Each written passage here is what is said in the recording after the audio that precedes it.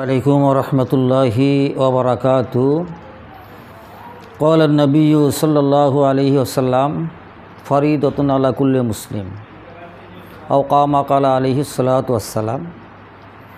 সম্মানিত দর্শক শ্রোতা, আজকে আপনাদের খেদমতে আমি উপস্থিত হয়েছি, লাইভে এসেছি। ছোট্ট একটা হাদিসের বাণী বিশ্বনবী হুজুর পাক সাল্লাল্লাহু আলাইহি সাল্লাম ইরশাদ করেছেন। অসংখ্য হাদিস থেকে ছোট্ট একটা হাদিস আমি তেলাওয়াত করেছি। যে হাদিসের সারমর্ম হলো, প্রত্যেক নর এবং নারীর, প্রত্যেক মুসলমান নর এবং নারীর উপর ইলমে দ্বীন শিক্ষা করা ফরজ।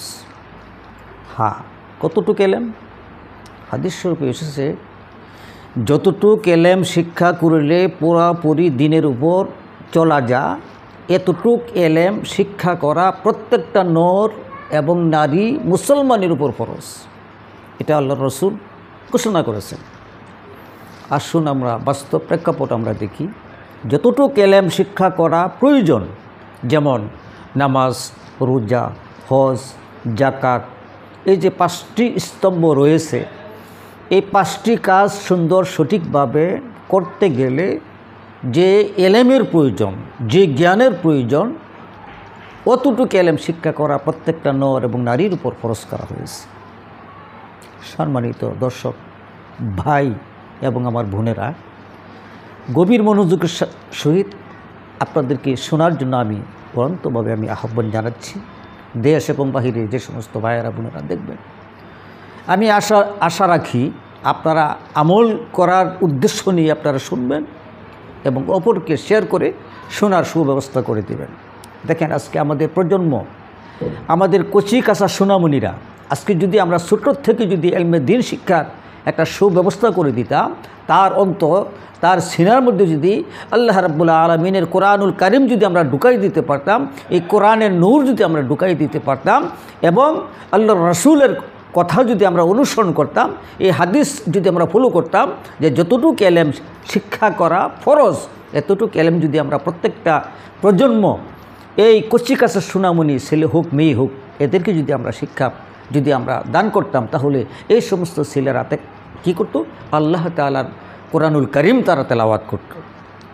যেমন নামাজ পড়তে গেলে কমপক্ষে 4টা সূরা তার অবশ্যই তার মুখস্থ করতে হবে, ছোট হোক বড় হোক।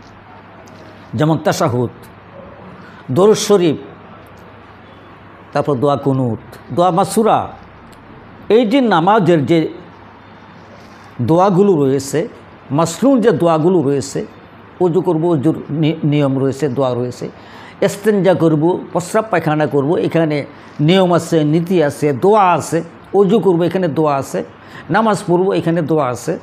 হ্যাঁ, এই সমস্ত দোয়াগুলো থেকে যারা মাহরুম, তারাই আজকে দেখা যায় আজকে তারা নামাজ পড়তে চায় না।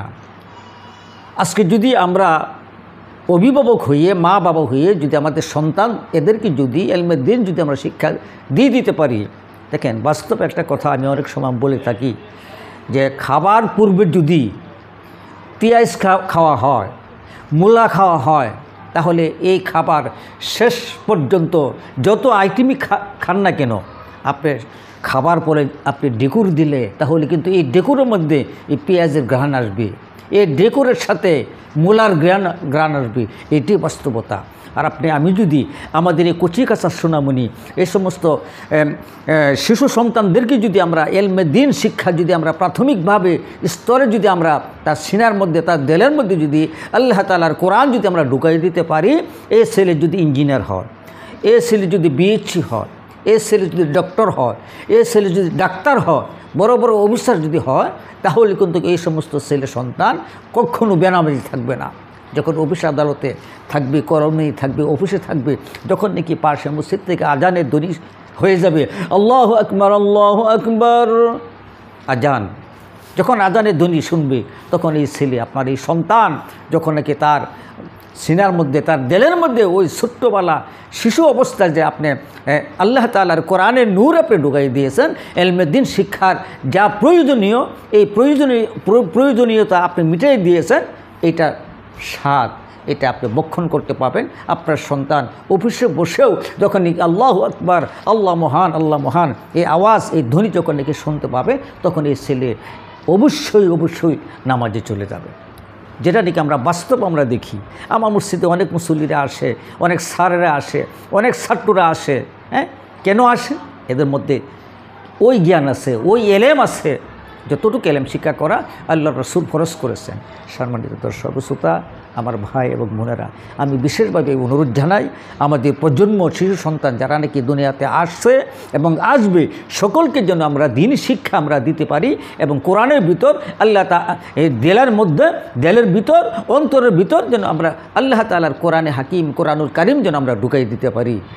এই সন্তান, এই ছেলে হোক এবং মেয়ে হোক, আমাদের সার্থক হবে এবং তারা একজন নেক সন্তানে পরিণত হয়ে যাবে। আসুন সম্মানিত দর্শক শ্রোতা, আমাদের প্রজন্ম, আমাদের সন্তান, আমাদের নাতি হোক, পুতি হোক, ছেলে হোক, মেয়ে হোক, এদেরকে আমরা দ্বীনি শিক্ষার সুব্যবস্থা করে দিই। আল্লাহ রাব্বুল আলামিন আমাদের সকলকে তৌফিক দান করুন। ওমা তৌফিক ইল্লা বিল্লাহ। আসসালামু আলাইকুম ওয়া রাহমাতুল্লাহি ওয়া বারাকাতুহু।